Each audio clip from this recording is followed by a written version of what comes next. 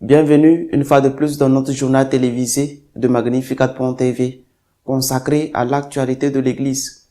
Nous sommes aujourd'hui mercredi 1er avril 2026 et voici les titres de notre éditorial.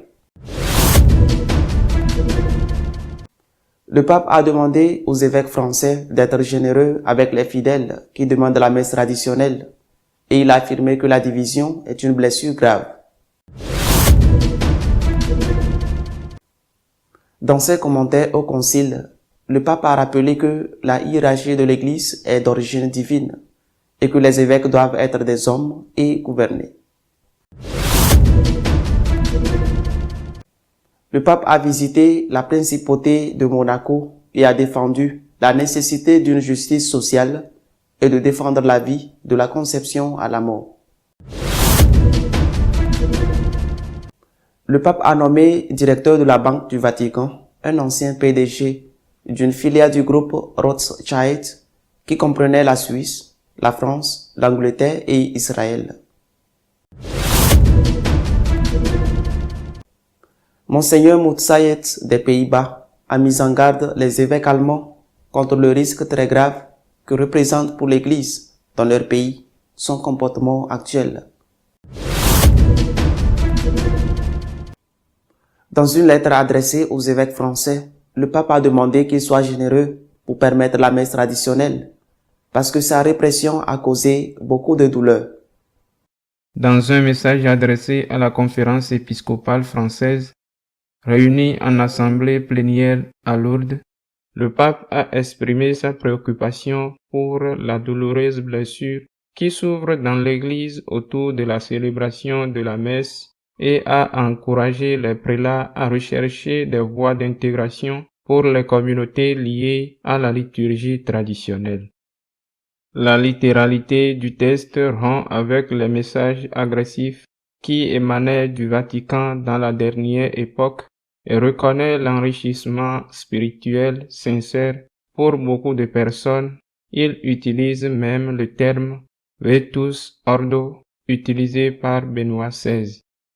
Pour guérir la blessure, le pape dit qu'il faut une plus grande compréhension de la sensibilité de l'autre, un regard qui puisse permettre à des frères enrichis par leur diversité de s'accueillir les uns les autres dans la charité et l'unité de la foi.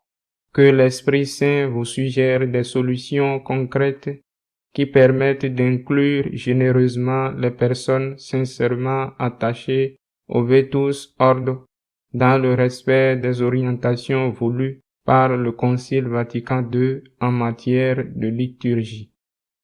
Il est préoccupant, ajoute-t-il, qu'une blessure douloureuse continue à s'ouvrir dans l'Église en relation avec la célébration de la messe, sacrement même de l'unité, affirme le message.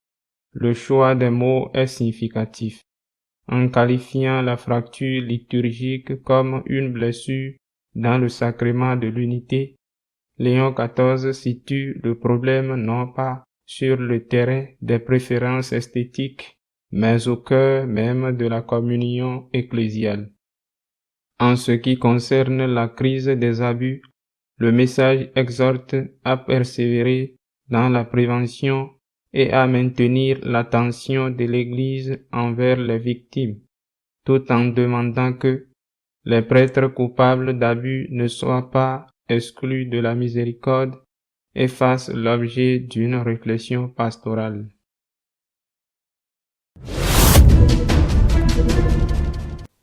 Les évêques ne peuvent être que des hommes et doivent exercer le service de sanctifier, d'enseigner et de gouverner, a rappelé le pape dans son commentaire hebdomadaire sur le concile. Léon XIV a consacré sa dernière audience à parler de la dimension hiérarchique de l'Église, avec un message qui touche directement au cœur de certains débats actuels sur la nature du ministre ordonné. La hiérarchie ecclésiale n'est pas une construction organisationnelle d'origine humaine, et les évêques doivent être des hommes et exercer le service de sanctifier, enseigner et gouverner.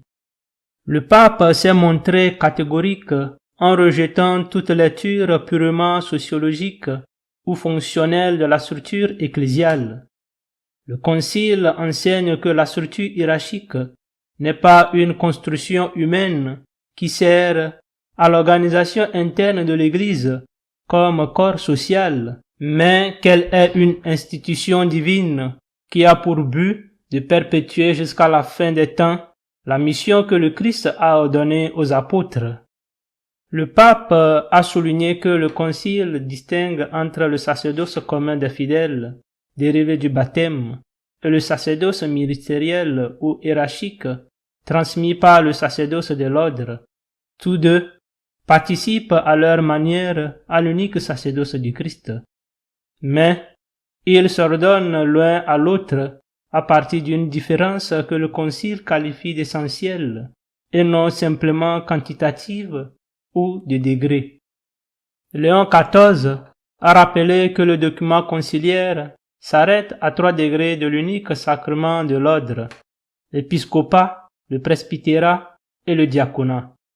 Les évêques, investis de sacra potestas, reçoivent avec leurs collaborateurs, les prêtres et les diacres, la mission de servir tous les membres du peuple de Dieu, afin qu'en cherchant librement et ordonner une même fin, ils atteignent le salut. Pour éclairer cette tension entre autorité et service, Léon XIV a repris une définition de Saint Paul VI qui présentait la hiérarchie comme une réalité née de la charité du Christ pour réaliser, diffuser et garantir la transmission intacte et fondée du trésor de foi laissé par le Christ à son Église. Le pape situe le fondement de toute cette structure dans les apôtres, que le Christ a voulu comme colonne vivante de son corps mystique. Ils sont, dans leur double condition, des témoins autorisés de la résurrection et envoyés en mission dans le monde, et ils sont en même temps l'origine de la hiérarchie sacrée. La succession apostolique est donc le mécanisme par lequel ce ministère fondateur se prolonge dans l'histoire. Les évêques, successeurs des apôtres, continuent à sanctifier, guider et instruire l'Église jusqu'au retour du Christ.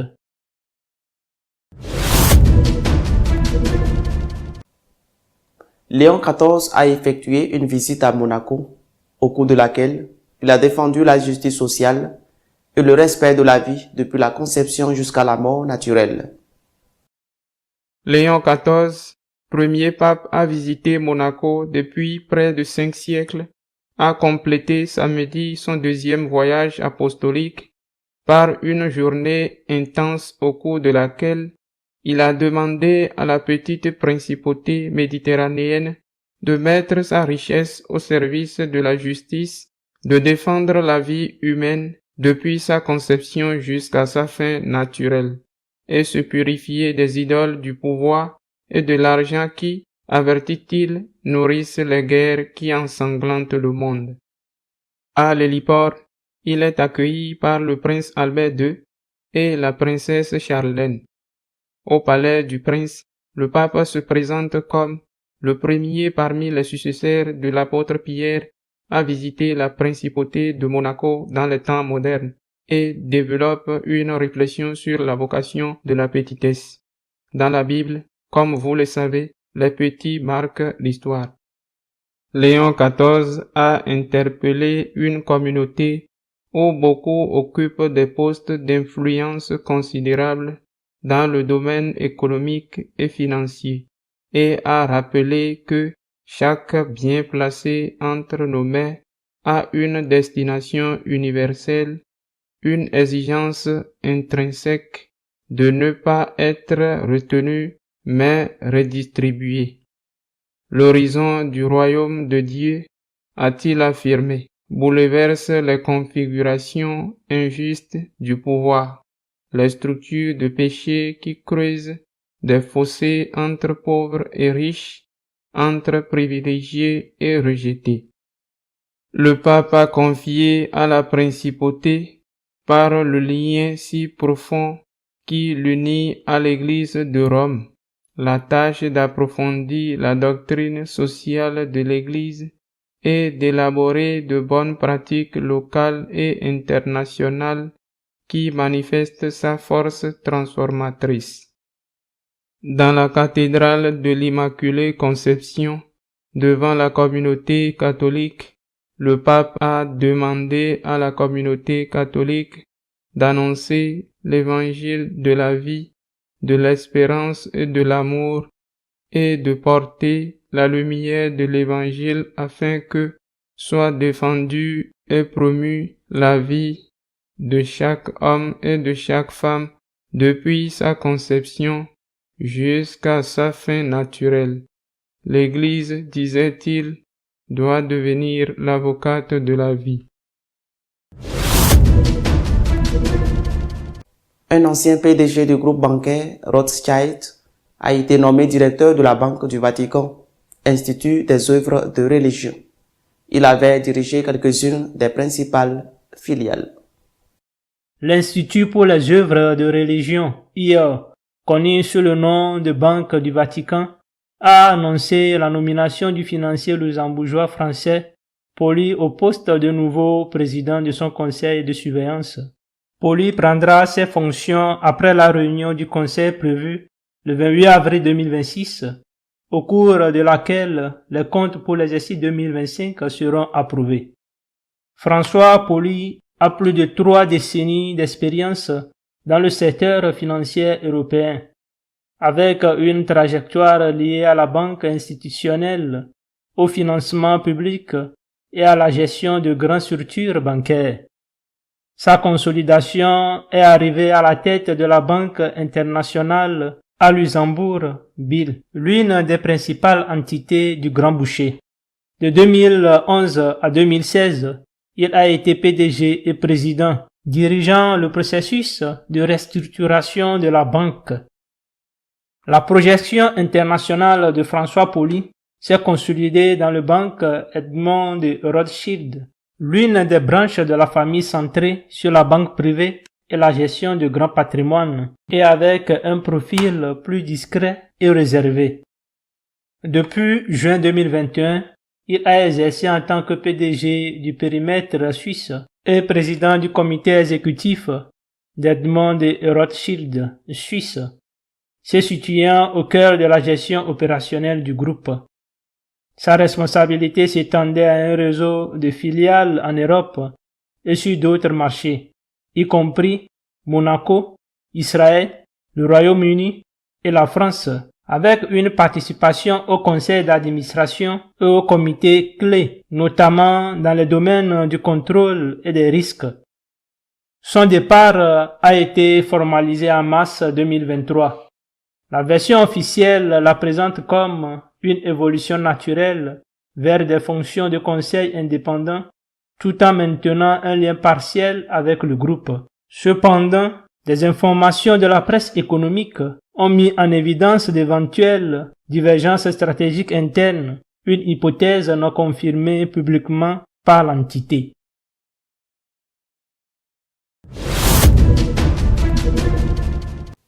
Monseigneur Moutsaïd des Pays-Bas a rappelé aux évêques allemands la crise qu'a connue leur patrie pour avoir abandonné la fidélité à l'enseignement de l'Église. L'évêque auxiliaire de Saint-Hertogenbosch, Robert Mutsaert, a averti les évêques allemands que le chemin synodal répète les mêmes erreurs qui ont provoqué l'effondrement de la pratique religieuse aux Pays-Bas après le Concile Vatican II. Mutsaert a rappelé que dans son diocèse, 97% des habitants se déclaraient catholiques et que 96% d'entre eux assistaient à la messe tous les dimanches. Cependant, après le concile, le pays est passé de l'élève le plus obéissant de la classe au plus rebelle, qui voulait réformer l'Église universelle. En 1966, les évêques néerlandais ont publié le catéchisme hollandais avec des formulations doctrinalement ambiguës sur le péché originel la divinité du Christ et la sotériologie. Le Vatican l'a examiné et a ordonné des corrections, mais la version originale a continué à circuler dans plusieurs langues. Le cardinal Jean Alfrink, archevêque d'Utrecht, a ouvertement réclamé l'abolition du célibat sacerdotal obligatoire et a promu d'autres réformes qu'il présentait à la suite du concile. Paul VI convoqua Alfrink à Rome et finit par lui demander de démissionner. Les conséquences pour la foi furent, selon Mutzer, catastrophiques. Le taux de confession est passé de 90% à moins de 10% en un an ou deux, a-t-il déclaré. Aujourd'hui, selon ces données, seuls 2% des catholiques néerlandais assistent à la messe du dimanche. Nous voulions tellement plaire à la société que nous avons perdu notre identité. Et c'était le principal problème aux Pays-Bas. Il n'y avait aucune différence entre les positions catholiques et celles de la société, a déclaré Mutzer. C'est semblable à ce qui se passe maintenant en Allemagne avec ce chemin synodal. Les mêmes thèmes, les mêmes positions, a souligné Mutzer. Les gens ont commencé à relativiser l'existence de la vérité objective. Et c'est cela qui est décisif dans toute cette histoire. Notre éditorial de cette semaine est consacré à commenter les pressions que subit le pape, de droite comme de gauche, pour qu'il modifie la doctrine catholique. Il y a des semaines où il convient de dresser un récit clair de ce qui s'est passé, des faits, car les conclusions s'imposent presque d'elles-mêmes. Commençons par les lefébristes, un cas extrême. Cette semaine, ils ont rendu public les détails concernant l'heure du repas, le déroulement de toutes les cérémonies de l'ordination épiscopale qui prévoit d'organiser le 1er juillet prochain sans l'autorisation du pape. Cela a été interprété comme une déclaration de la fraternité sacerdotale Saint-Pédis, indiquant qu'il n'y a pas de retour en arrière possible. Le Vatican a gardé le silence jusqu'à présent. Il n'a rien dit, mais de son côté, il est déterminé à aller de l'avant. Il nie que le pape ait le pouvoir de les excommunier, car ils prétendent que comme ils agissent par nécessité pastorale, pour le bien des âmes, ils peuvent faire ce qu'ils veulent. Et de plus, comme ces évêques ordonnés sans l'autorisation du pape n'auront pas de juridiction territoriale, il n'y a donc pas lieu à excommunication. C'est ce qu'ils disent. Lorsqu'ils ont procédé à la première ordination épiscopale, Jean-Paul II a excommunié les ordinants et les ordonnés. Les lefébriens affirment qu'ils sont fidèles à l'Église, qu'ils prient pour le pape et qu'ils reconnaissent le pape comme le vicaire du Christ. Quelle est la réalité? Si l'on lit dans de nombreux articles publiés dans la presse, les commentaires qui suivent, ce que disent ces personnes qui se disent adeptes du traditionnalisme, c'est que l'Église catholique, l'Église qui se nomme catholique et qui est dirigée par le pape Léon XIV, n'est plus la véritable Église. Que ressent-il vraiment? Nous sommes simplement face à une tactique visant à gagner du temps et à rallier de plus en plus de monde avant de déclarer définitivement que l'Église catholique n'est pas la vraie Église et que nous sommes la véritable Église catholique. Car c'est cela, je répète, que ressentent et écrivent beaucoup de ceux qui s'identifient au traditionnalisme lefévrien, qu'il ne faut pas confondre avec l'ensemble du traditionnalisme, loin s'en faut. Mais si tel est le cas à droite, pour employer ce terme, la semaine a également été mouvementée à gauche, chez les libéraux. Tout d'abord, un évêque en exercice, l'évêque de la ville belge d'Anvers, Monseigneur Bonny, a fait des déclarations selon lesquelles, avec ou sans l'autorisation du pape, il ordonnera des hommes mariés dans un délai maximum de 2 ans, c'est-à-dire d'ici le 28, ou plus tard, il ordonnera des hommes mariés, que le pape lui donne son autorisation ou non, et il reprend le même argument que celui utilisé par les lefébristes pour des raisons pastorales, pour le bien des âmes. Monseigneur Boni n'utilise pas cette terminologie qui doit lui donner des sueurs froides. Pour le bien des gens, pour des raisons pastorales, je vais ordonner des hommes mariés, que cela plaise ou non au pape, qu'il m'en donne ou non la permission. Bien sûr, ordonner des évêques sans la permission du pape n'a pas la même gravité qu'ordonner des hommes mariés sans la permission du pape. Mais le fait qu'un évêque en exercice, évêque d'une ville aussi importante qu'Anvers, tienne de tels propos, indique d'une part la gravité de la situation interne au sein de l'Église, et d'autre part que vu l'état actuel des choses, chacun est prêt à faire ce qu'il veut, car il se moque des conséquences. Le Vatican devrait bien avoir quelque chose à dire à ce sujet, même si les lefébristes n'ont pas non plus fait de déclaration définitive et attendent peut-être de voir s'il ne s'agit là que d'une fanfaronnade de la part de cet évêque ou s'il mettra réellement son projet à exécution dans 2 ans. Mais j'insiste, c'est un défi lancé au pape. Il défie le pape et c'est un évêque en exercice qui le fait. Ce n'est pas n'importe qui le dit. Du côté des libéraux, un autre s'est également exprimé. Le cardinal de Luxembourg, jésuite Ulrich. Ulrich était l'un des hommes les plus proches et les plus influents auprès du pape François. Il n'a jamais caché son libéralisme. Il a été président des conférences épiscopales européennes, c'est-à-dire qu'il occupait un poste important. En plus d'être cardinal et évêque de la petite principauté du Luxembourg au cœur de l'Europe, Ulrich a fait des déclarations qui m'ont personnellement beaucoup surpris, car il a dit que la moitié des catholiques, et il faisait référence aux femmes, souffrent de ne pas pouvoir devenir prêtres. Étonnant. D'où Ulrich tire-t-il ces données statistiques? Il a mené une enquête. Il a commandé un sondage mondial des femmes africaines, latino-américaines et même espagnoles ont été interrogées.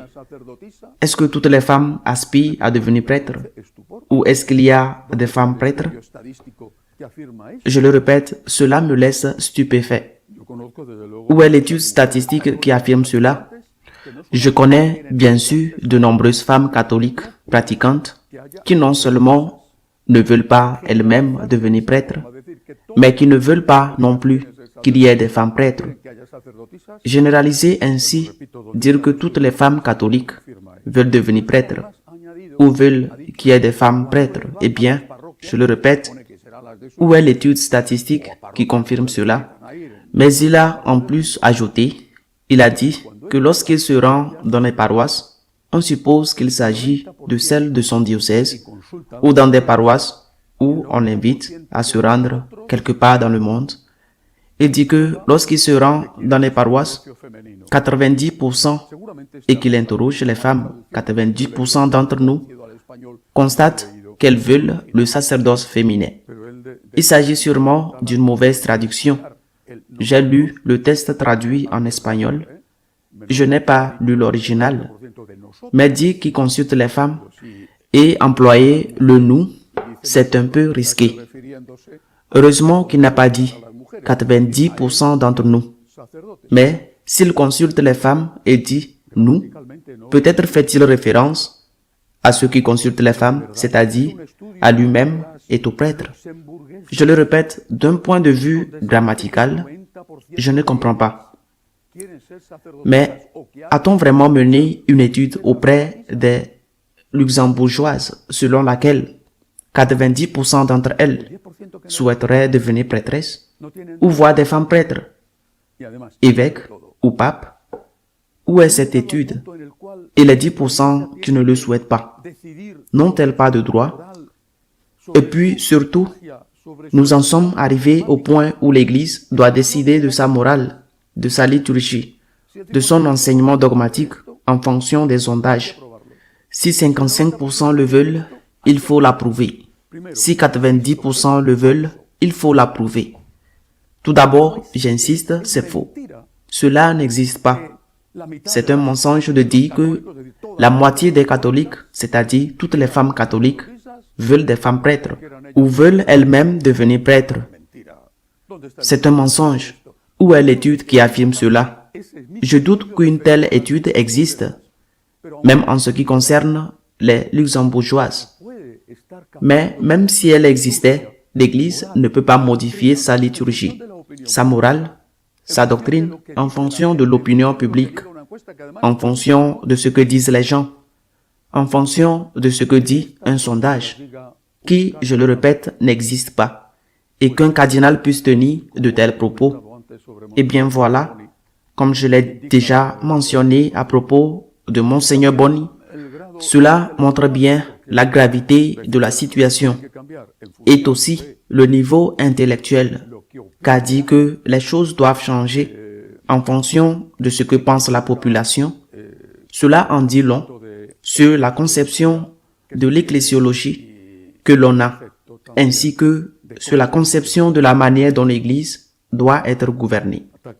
Des attaques de la droite, des attaques de la gauche, une gauche qui est franchement nerveuse, d'après ce que je vois, car elle pense peut-être que les lefébristes vont obtenir quelque chose et qu'elle doit, elle aussi, en tirer quelque chose.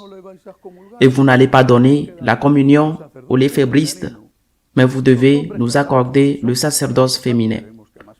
Les hommes mariés, voilà, pour commencer, nous verrons bien ce qu'ils demanderont d'autres. Que fait le pape?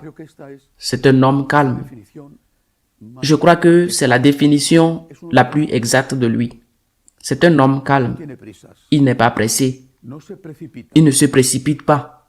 Et en outre, son enseignement, ce qu'il dit lorsqu'il prononce un discours ou lorsqu'il donne, par exemple, les messages du mercredi à l'Angélus, son enseignement est impeccable. Cette semaine, il a envoyé une lettre aux évêques français réunis en assemblée plénière. Entre autres choses, il leur a dit, leur a demandé d'être généreux. Ce sont ses propres mots envers ses fidèles catholiques qui souhaitent participer à la messe traditionnelle. C'est un grand changement. Qu'ils soient généreux. Il n'a pas dit, je vais abroger les traditions custode de François. Il a demandé aux évêques de se montrer généreux envers ses fidèles qui souhaitent la messe traditionnelle. Et il a reconnu que le différend qui existe, les tensions qui règnent précisément sur la question de la liturgie, constituent une blessure douloureuse, selon ses propres termes, au sein de l'Église, et que la liturgie, la célébration de l'Eucharistie, ne peut être un motif de division. Qu'est-ce que cela signifie? Eh bien, qu'il prépare quelque chose pour que, si le schisme des lefébristes se produit le 1er juillet, les traditionalistes, les catholiques, ceux qui veulent rester dans l'Église catholique, ne les suivent pas, parce qu'ils veulent assister à la messe traditionnelle. Ils préparent quelque chose, et je trouve cela très bien, pour que les évêques puissent mettre en place, avec générosité, ce sont ses propres mots, avec générosité, la messe traditionnelle dans leur diocèse, et d'ainsi relever le grand défi que va leur poser le monde lefévrien. Nous verrons bien, mais je crois que c'est ce qui se prépare, et c'est peut-être cela qui rend nerveux ceux de gauche, les libéraux, qui exigent eux aussi d'avoir leur part. Si vous leur donnez cela, vous devez nous donner autre chose. Mais le pape n'a pas seulement évoqué cette semaine la question de la messe de Saint Pie X. Il a aussi parlé d'un autre sujet très important, si important que je crois qu'il est au centre du débat théologique en ce moment. Les laïcs peuvent-ils gouverner dans l'Église? Peuvent-ils prêcher lors des messes? L'exercice du sacrement du sacerdoce sera-t-il réduit à la seule célébration des sacrements, mais le gouvernement des paroisses, la prédication, restera-t-il en tout ou en partie entre les mains des laïcs? C'est le grand débat. Et le pape a profité de la catéchèse qu'il fait les mercredis, où il commente peu à peu le Concile Vatican II. Il en a profité pour poser une fois de plus sa doctrine, tout simplement fidèle au Concile Vatican II, à la lettre du Concile et non aux interprétations en rupture que beaucoup ont tirées de ce Concile. Je vais lire le texte du pape. Il a rappelé un enseignement qui est essentiel, que la hiérarchie de l'Église n'est pas. Ce sont ces mots. Une construction humaine qui sert à l'organisation interne de l'Église comme corps social. Autrement dit, nous ne sommes pas en présence d'un conseil de ministres ou d'un conseil d'entreprise qui a son président, son PDG et ensuite une série de consultants. Ce n'est pas une construction humaine, dit le pape, mais c'est une institution divine qui a pour but de perpétuer jusqu'à la fin des temps la mission que le Christ a donnée aux apôtres. C'est une institution divine. Le Concile le dit et le pape le rappelle. Et si c'est une institution divine, car elle ne peut être changée aussi facilement, ce n'est pas une institution humaine que nous pouvons changer. Nous allons maintenant avoir, au lieu de 5 conseillers, 10. C'est une institution divine, faite délibérément, consciemment par Jésus-Christ, qui a appelé des hommes et aurait pu appeler des femmes, qui étaient la Sainte Vierge, qui valait plus que tous ensemble, qui était Sainte Marie Madeleine, et n'a appelé que des hommes. Pourquoi? Eh bien, demande-lui. Les théologiens donnent des arguments. Mais c'est ce qui s'est passé. C'est une institution divine, et c'est cette institution divine, et elle ne peut être changée. Parole du pape ce mercredi. Il ne s'agit donc pas de quelque chose qui puisse être changé, comme le demande le cardinal Ulrich, puisqu'il s'agit d'une institution divine, et lorsque le Seigneur l'a instituée lors de la dernière scène, il a choisi des hommes, et seulement des hommes comme apôtres, dont les successeurs, il ne faut pas l'oublier, sont dès le début les évêques. C'est que Saint Paul et bien sûr les autres, ceux qui nomment des évêques comme Timothée, comme des évêques pour qu'ils lui succèdent dans les communautés, dans les diocèses fondés par lui, c'est-à-dire dans ces communautés qu'il a créées avec l'aide de l'Esprit Saint, pour qu'elles commencent à être chrétiennes. En outre, le pape a tranché la question de savoir si les laïcs, hommes et femmes, peuvent enseigner et gouverner. Rappelant que ces deux tâches, avec celle de sanctifier, ont également été réservées aux apôtres. Je cite à nouveau des mots textuels de votre part. Comme les apôtres sont appelés à garder fidèlement les enseignements salvifiques du Maître, ils transmettent le ministère à des hommes qui, jusqu'au retour du Christ, continuent de sanctifier, de guider et d'instruire l'Église grâce à ceux qui leur succèdent dans son ministère pastoral. Hommes, pas les hommes et les femmes, les hommes. Et que font ces hommes, c'est-à-dire les successeurs des apôtres, qui sont les évêques? Que font ces hommes en recevant le sacrement de l'ordre sacerdotal dans sa plénitude? Que font-ils, dit le pape? Je le relis parce que ce sont ces mots. Il dit qu'il continue à sanctifier la célébration des sacrements. L'Eucharistie, en guidant, c'est-à-dire en gouvernant.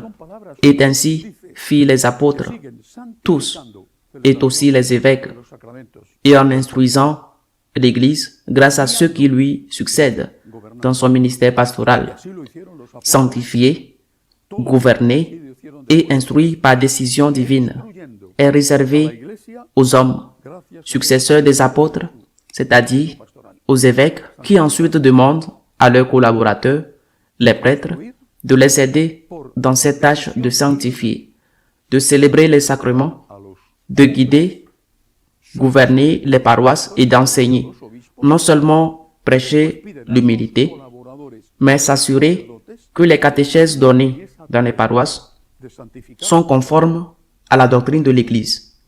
Je pense que le pape ne peut être plus clair. Ce qui se passe, c'est qu'il n'y a pas pire aveugle que celui qui ne veut pas voir, et il n'y a pas pire sourd que celui qui ne veut pas entendre. Et que le pape dise ce qu'il dit, ils continueront à insister et à insister sur le fait qu'il doit y avoir des prêtresses et que les laïcs doivent gouverner l'Église et les paroisses doivent gouverner et prêcher, et le curé doit se contenter de rester assis en les écoutant. Dire ce qu'ils disent. Il faut prier pour le pape. Il est harcelé d'un côté comme de l'autre. Ils lui mettent des bâtons dans les roues, l'un et l'autre. Il faut aussi prier pour que l'autre grand sujet en suspens, qui est la communion des divorcés remariés et des concubins non mariés. Le pape a résolu cela en étant fidèle à l'enseignement de 2000 ans de l'Église, que l'on ne peut communier que lorsqu'on est dans la grâce de Dieu et que lorsque l'on vit dans une situation de péché librement, non volontairement, sans avoir la liberté d'une personne violée, ou que je suis une personne qui a été asservie. Quand on vit dans une situation de péché, alors on ne peut pas communier. Prions pour le pape. Il n'est pas facile d'unir l'Église quand il y a des divisions si grandes et si explicites. Prions pour le pape. Je veux en profiter pour souhaiter à tous une semaine sainte. Laissons-nous sauver par la miséricorde de Dieu. À la semaine prochaine, si Dieu le veut. Si vous souhaitez être au courant de ce qui se passe dans l'Église, vous pouvez le faire à travers notre page d'information de Magnificat.tv.